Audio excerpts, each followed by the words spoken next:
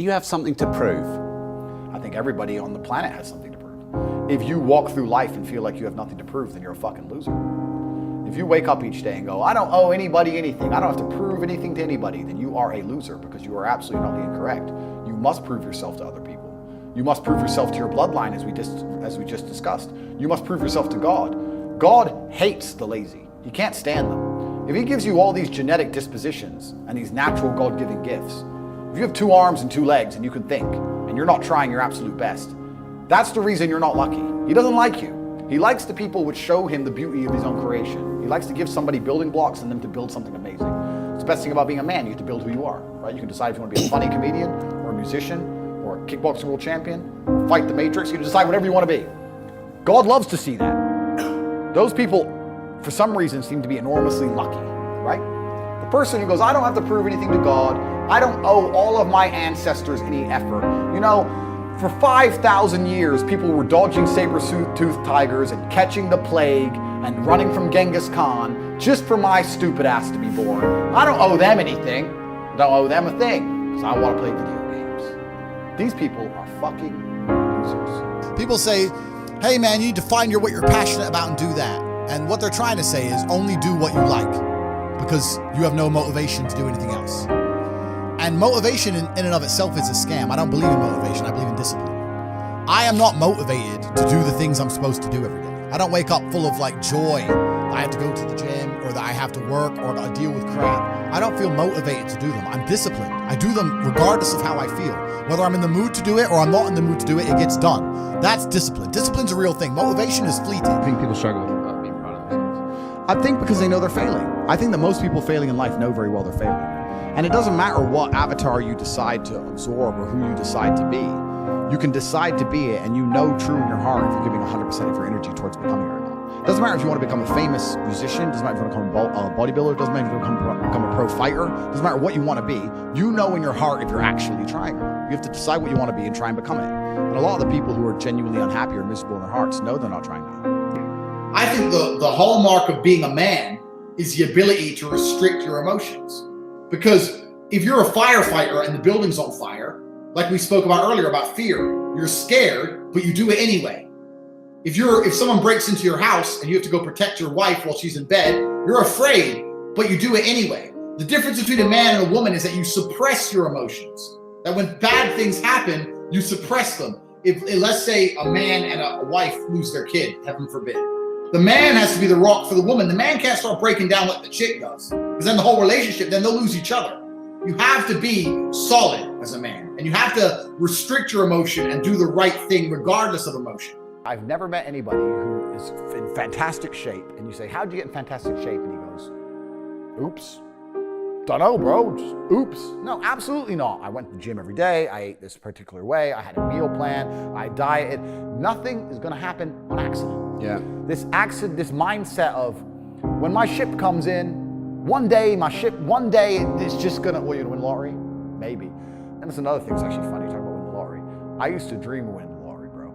How much does a lottery win nowadays? It depends on the win. Could be anything. 6, 7? No, not Euro. I don't know anything about the lottery because I think it sucks. But man, like, I used to dream of winning the lottery thinking that my life would change. And now like 6, 7 million, that's a year. That's a year of jets. It's nothing. Like, it's not even money anymore. It's crazy how the perception. And if you're going to be the guy and you're going to allow life to happen to you and you're not going to happen to life, then you're at mercy of the wind. Perhaps it might work out okay, but it might not, right? So you have to be the guy who goes, okay, the wind's blowing in this direction. Fuck them. I'm doing this. You have to come to life. You can't let life come to you, because if you let life come to you, then you're going to be living inside of a matrix and a system which is designed not for you to live your best life. It's designed for you to comply. And how do you benefit? And I was walking to school, to college with a couple of my friends, and a Ferrari drove past. I said, bro, you see that? And he goes, yeah, what about it? And I said, doesn't that piss you off? I was about 16. He goes, why?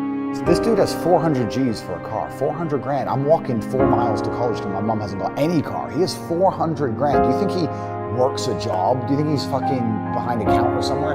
He knows something about the world that I don't know. Yeah. And they were like, well, he's rich. I'm like, yeah, I know. I didn't say he wasn't rich, dummy. I'm saying he knows something about the world I don't know.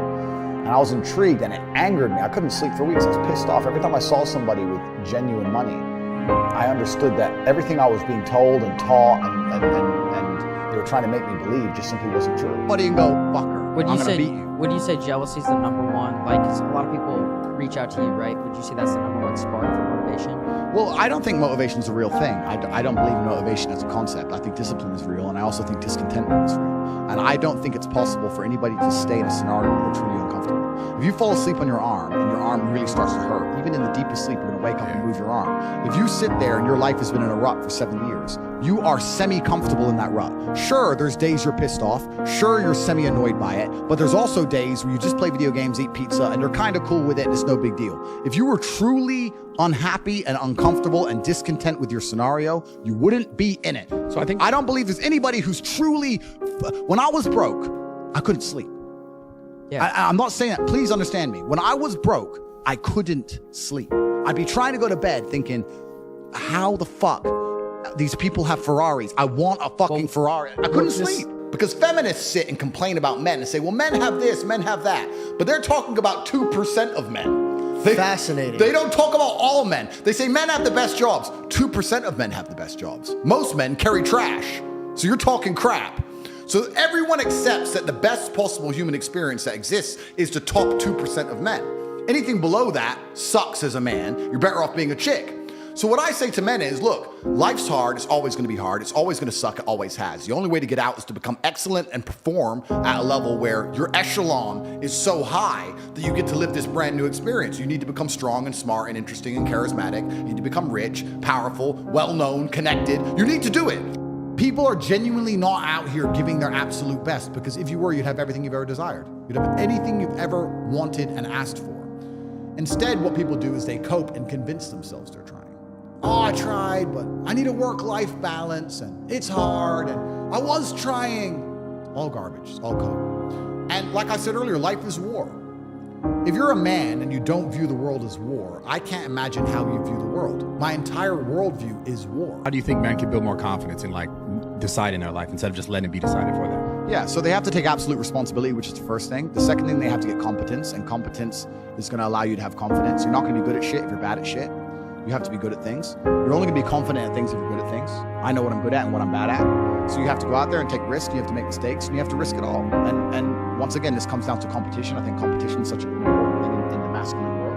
I grew up in the chess world, then I went to the fighting world. It was all extremely competitive. It's competition driven. You can't make excuses. If I sit here and say I lost a fight, cool, you lost a fight. But I lost a fight, but my gloves, when they were wrapped up, my hand was hurting, and then they wrapped. Excuses. Bro, you lost. Like, no one gives a fuck. Like, you have to understand that excuses don't matter. Nobody cares. Life's binary. Winners or losers. And you just have to take absolute responsibility for all of this. It's feedback. If you don't analyze what you've done, then you're not going to identify your mistakes and where you can improve. I will watch this podcast back 10 times, and I will realize all the times I stuttered, or all the times I had to repeat myself, or all the times I didn't use a word I was supposed to use. And that's why next time I do a podcast, it'll be better than even before. And that's also a lesson you can take and apply towards life. You can apply the feedback aspect towards life. Practice alone will not improve you. Practice is going to build habits. In fact, from fighting, I know this very well. If you allow a student to come and learn bad habits at the beginning, it's very hard to get out of them. Nobody else is going to wake up and care more about your life than you. If you won't wake up every day and say, I need to get rich, nobody else is going to wake up and say, I need to make him rich. Yeah. Nobody else is going to do it for you. So if you don't think it, nobody else is going to think it, which means nobody thinks it. So it's down to you, right? Only you're the only person on the planet who can think it. And I always knew, I never doubted for a second I would be what I am. I knew I would be rich. I just knew I would be rich and be free and be able to do and say what I wanted. I just knew that. I was just like, there's no way that guy in the Ferrari who drove past me is a better person than me. There's no way he's smarter than me. And I was not arrogant, because arrogance prevents you from working. Arrogance goes, I'll make it. Arrogance is to people who go, my ship will come in later. Arrogance is to people who watch Love Island and go, I'll be rich later. That's arrogance. Most people are very arrogant. I was never arrogant. I understood, okay, I'll just outwork him. Maybe he's smarter than me. Fine, I'll outwork him. I'll just outwork him. No problem, boom, let's get to work. You should walk through earth with force inside of you. As I walked into this hotel reception, everybody looked. Not because they know who I am, but because as I move, even if it's behind their head, people feel something and they go. It's an energy that comes from brutal competence. It's almost like an evolutionary thing where a rabbit can just smell a fox. It just knows. That's what happens when a predator walks in a room, even amongst humans. You pay attention next time you're in a restaurant. If a man who's truly dangerous walks in, nearly every other man kind of looks up at the same time. You feel it. You need to or you don't survive. We've evolved with that to live. That's who I am. I couldn't imagine not being that man.